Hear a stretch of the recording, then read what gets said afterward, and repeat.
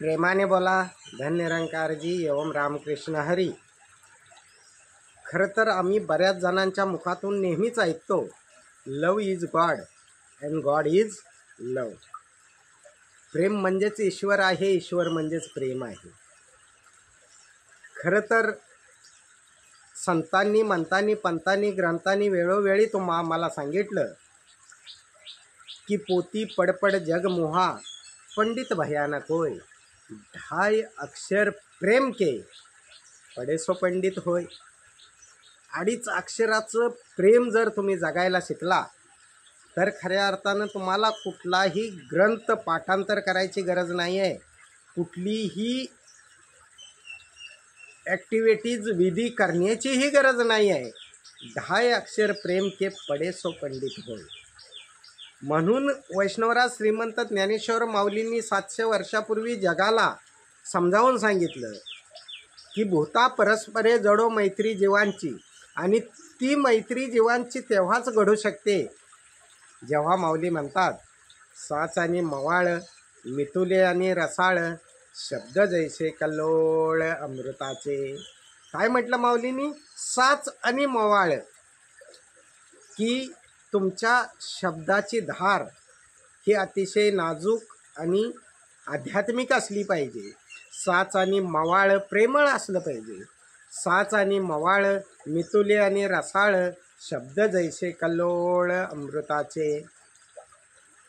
एवढंच नव्हे तर तोच शुभ संदेश आज संत निरंकारी मिशन देते की ऐसी वाणी बोलिए मन का आपाक होय, औरन को शीतल लगे आप भी शीतल होय। की अशी वाणी, असे शब्द खरं तर तुमच्या मुखातून निघले पाहिजे की जे स्वतःला तुम्हाला शीतल करतील। तुम्हाला जास्त हायपर होण्याची गरज नाही आहे साच आणि मवाळ जर बोलल्यानंतर, आणि इतरांनाही ते गोड वाटतील। अशा पद्धतीचे शब्द हे संतांच्या मुखातून शोभून दिसतात। आणि एवढंच नव्हे तर संतच काय तर सुजाण नागरिक त्यालाच म्हटलं जातं जो इतरांना आनंद देतो आणि स्वतःही आनंद घेतो। जर तुम्हाला एखाद्याची काही चूक दिसली तर म्हटलं जातं की चूक ही एकट्याला सांगायची असते आणि कौतुक 4 चौघात करायचं असतं।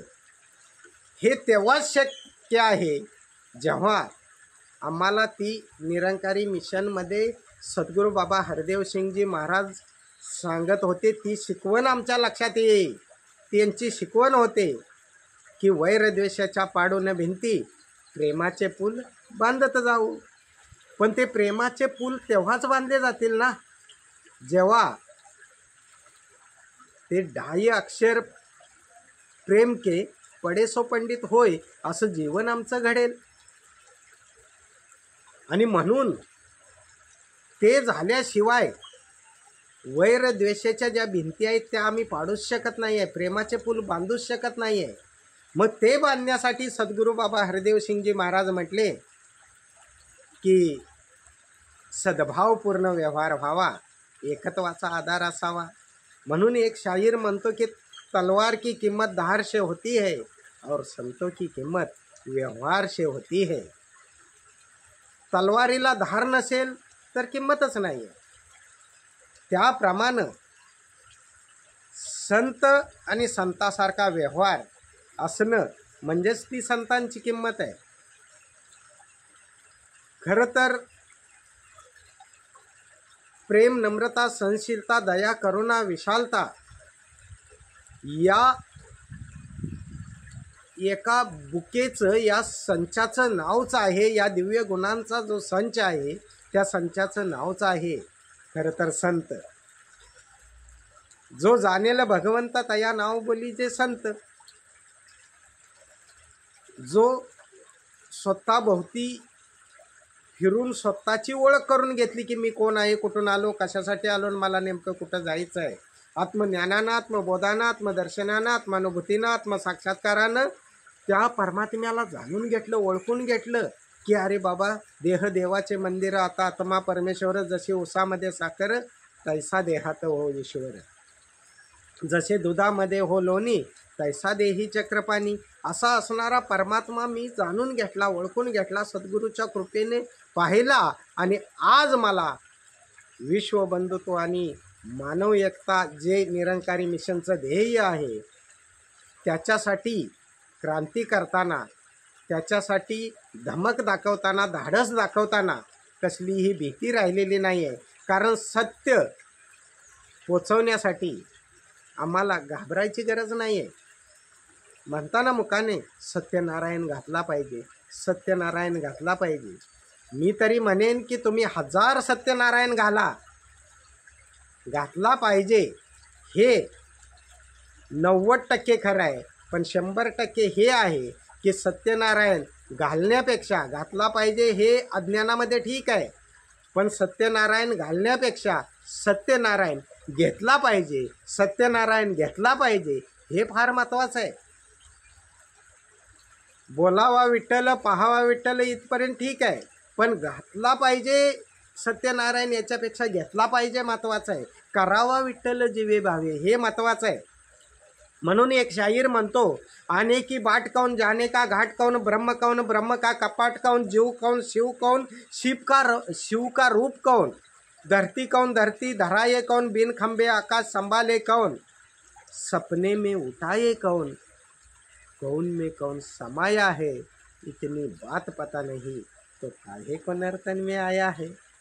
आणि ज्या दिवशी तुम्हाला समजेल की अरे मानव हा प्रत्येक जण एकाच ईश्वराचा अंश आहे, एक नूर है सबके अंदर, नर है चाहे नारी है, ब्राह्मण क्षत्रिय वैश्य हरिजन, प्रभू की रचना सारी है. ही गोष्ट ज्या दिवशी तुम्हाला क्लिक करेल, ही गोष्ट ज्या दिवशी तुम्हाला समजेल, त्या दिवशी तुम्ही एकमेकाविषयी अकस किंवा द्वेष किंवा राग मनात व्यक्तच करणार नाही आहे. म्हणून तर माऊलींनी सांगितलं ना, हे विश्वची माझे घर, ऐशी मती, मती म्हणजे बुद्धी, ऐशी मती जयाची स्थिर, किंबहुना चराचर आपणची झाला. म्हणून जाता जाता एवढंच सांगेन की मंदिर मस्जिद गिरजा घरों ने बाट दिया भगवान को, धरती बाटी सागर बाटा, मत बाटो इंसान को, मत बाटो इंसान को. आज तोच शुभ संदेश संत निरंकारी मिशनच्या सर्वेसर्वा सद्गुरू माता सुदीक्षाजी महाराज अर्थात निरंकारी माताजी तोच सुंदर असा शुभ संदेश देत आहेत. तुम्ही या श्रद्धेचा नमस्कार करा आणि खऱ्या अर्थानं तो विठ्ठल जाणा जो वी म्हणजे विश्वात, ठ म्हणजे प्रत्येक घटाघटामध्ये ठसलेला, आणि ल म्हणजे कधीही लयास न जाणारा असा पांडुरंग, असा परमात्मा. पांडुरंग म्हणजे पा म्हणजे पाहणारा, डू म्हणजे कधीही न डुबणारा, आणि र म्हणजे रंगरूपाहून न्यारा, आणि ग म्हणजे गगनापेक्षा विशाल असा परमात्मा. सद्गुरूच्या कृपेनं जाणून घ्या बाबांनी. प्रेमाने बोला. धन्य निरंकारजी. एवं राम कृष्ण हरी.